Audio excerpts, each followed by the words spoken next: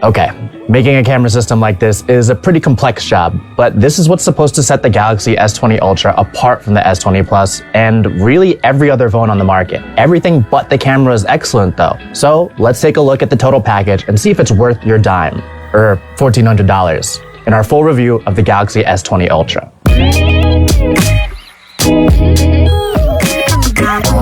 Let's go over what the Galaxy S20 Ultra is. It's a lavishly equipped device with an extravagant price tag. $1,400 gets you an opulent 7-inch display with a 120Hz refresh rate, the best internals you can ask for in an Android phone, 5G compatibility with all the major networks, and perhaps most importantly, a monstrous camera setup comprised of a 12-megapixel ultra-wide-angle camera, a 108-megapixel main camera, and a 48-megapixel telephoto lens capable of up to 100 times zoom. These enormous camera specs put a sizable raised slab of optics on the back of the S20 Ultra, making an already tall device just a bit more top-heavy. With a 6.9-inch dynamic AMOLED display, this isn't going to be an easy one to handle with one hand for most people, including myself, who for the first time had to use one-handed mode to interact with the phone when using it with one hand. But it does give you a wonderful viewing experience. The Quad HD Plus AMOLED display delivers deep, inky blacks and popping saturated colors paired with sharp detail reproduction. Combined with the booming clarity of the stereo speakers, it's one of the best viewing experiences you can have on a phone. Add in the 120Hz refresh rate, and you have a smooth, sharp, and pretty screen to scroll through and consume content. Creating content on the Ultra is the big sell though. Big numbers are being thrown around here, like 100 times zoom, 108 megapixels, and 8K video. But what does that all add up to? Well, as you might have heard by now, reviewers have been complaining about a few specific camera inadequacies that Samsung says will be addressed in a software update. Among the issues reported are trouble finding and keeping focus, and over-processing photos to the point of smoothing out details. These aren't exactly new issues for Samsung's Galaxy S phones, but my review unit still showed marked improvements in most of these areas over last year's Galaxy S10s. As with most high-end phones, ideal lighting scenarios pick up great colors and detail. In the default 12-megapixel shooting mode, which composes shots through pixel binning on the 108-megapixel sensor, the Ultra shows its improvements in detail capture and dynamic range over the Galaxy S10, proving less likely to blow out highlights, smooth over gradients, and produce overly warm photos. This was the case with both the main sensor and the 40-megapixel selfie cam, which also showed great improvement over the S10 selfie game in the same areas. More stunning details can be found by flipping on the 108-megapixel capture mode on the main camera, but that sort of difference isn't something you can discern by looking at photos on your phone. With this, you can crop photos down to a smaller area and still have perfectly shareable images, but you're more likely to do that in real time with the high-powered zoom lens. Yes, the zoom lens is as impressive as you heard, but after about 30 times zoom, it becomes more of a party trick than anything else. High zoom images are too grainy to be of any use beyond saying, "Look at what I can do," and subjects that far away are difficult to see with the naked eye, so it's unlikely you'll ever notice a shot you can only capture with 100 times zoom.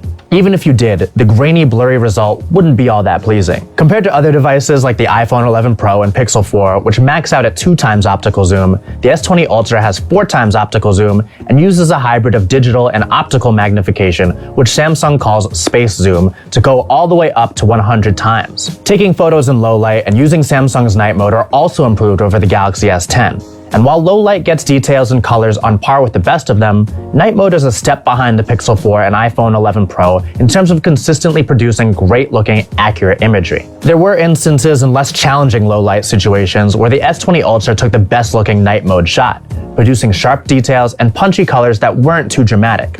But in challenging situations, like a dark walkway or even a dimly lit restaurant, the Ultra showed issues with focusing, tinging shots heavily with yellow, and sometimes putting together a blotchy mess of a shot. These were situations where the Pixel 4 and iPhone 11 Pro usually pulled off much better shots than the Ultra.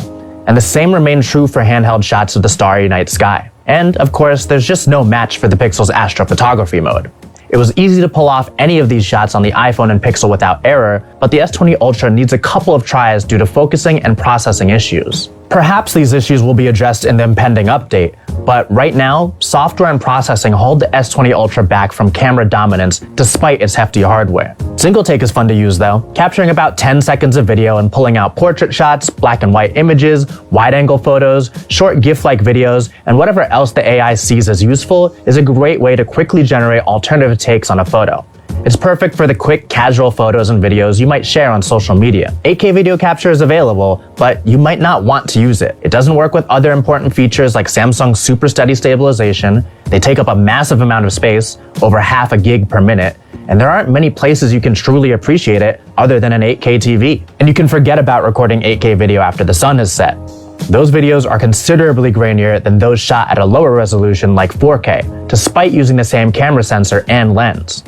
Glitchiness in the stabilization, shutter roll, and random distortions, especially on bright lights, are all very apparent. In reality, most of these issues can impact the Galaxy S20 Ultra's video capture no matter what the resolution, stabilization mode, or lighting. It's just a matter of which situation produces less of these effects. Although the iPhone 11 Pro isn't perfect at night either, its superior image processing avoids the many glitches, distortions, and eye-shaking pans that the S20 Ultra produces. When you step into daylight, you'll see these differences too, although generally the Ultra's issues are lessened here. Video looks its best at 1080p with super steady on in bright lighting conditions.